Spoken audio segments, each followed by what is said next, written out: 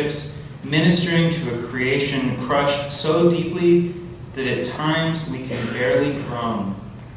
And we listen for your deep harmonies, Lord. Look for your mothering hands of healing. And sisters and brothers, you will be surprised at who is already in the second line to greet you. We are in the thick of Lent, my friends. And I do not want to add anything more to your full lives or call you to give up something. What I want to give you this day is something more challenging, something more in line with what I see Jesus being up to in these texts. A question. What does it mean to be you? Who is it that you know you are made to be? Who is it that you have seen yourself to be when your head comes up out of the chaotic waters? Who is that version of you dancing in the second line? And why is it that you don't think you deserve to be that person? Why is it that you don't think you should be a place of the kingdom's inbreaking? What is that wild, overflowing with life dance that the beat is unleashing in your soul? And why are you still on the sidewalk? Because when I look at the text this week, all I can see are the things that are holding me back from my calling. Every time I read the text this week, all I could see were people who refused to let anything hold them back from being a child of God, wonderfully and awesomely made.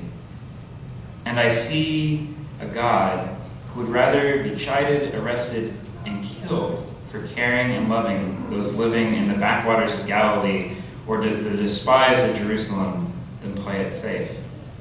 A God whose kingdom breaks into the lives even of the soldiers torturing and executing him, and wouldn't have it any other way.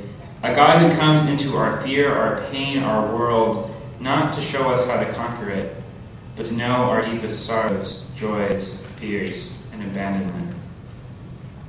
All I can see in my own life are the ways in which I am afraid to follow my passions, to take risks to create, to write, to preach. All I can hear are the voices of self-doubt and criticism that I should leave this work for somebody else, that even though I feel called to be the person I am discovering myself to be made as, I should leave it for somebody else. I should turn my back on the Spirit's dance in my own life. And every time I looked at the text this week, I saw new challenges from God. A God who today is reminding us, you are my beloved. I am pleased with who I made you to be. It is very good, that person you see yourself being, dancing. What's in the way? What are your fears? Name them. Let me know.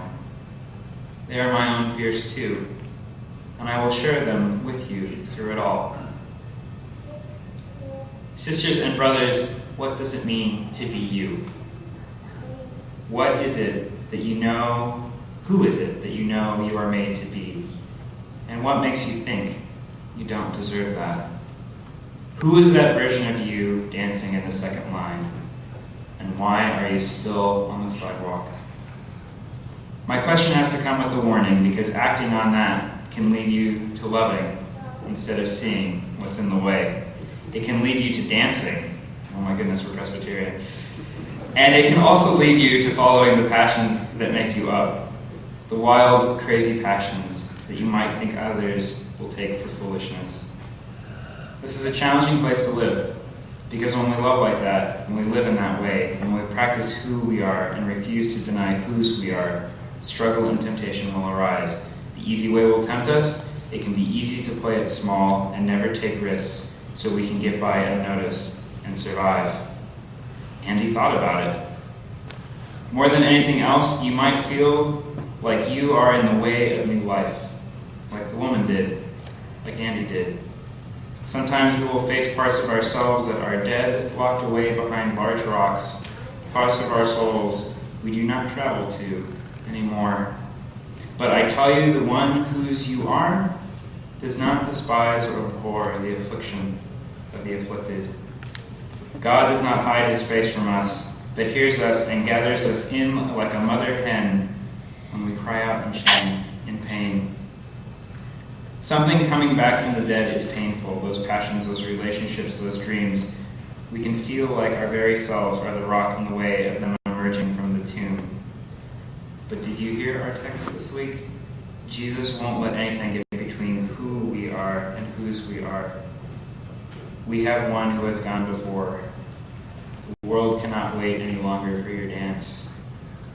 There is a deep, perfect music that drives away fear, that reminds us of whose we are. And it calls us to see that no one, even ourselves, is in the way of the kingdom, but has a place to take up in the second line, dancing to the perfect music of Emmanuel, God with us. May our dancing heal the world, wherever the music leads. In the name of the Father, and the Son, and the dancing Spirit. Amen. Amen.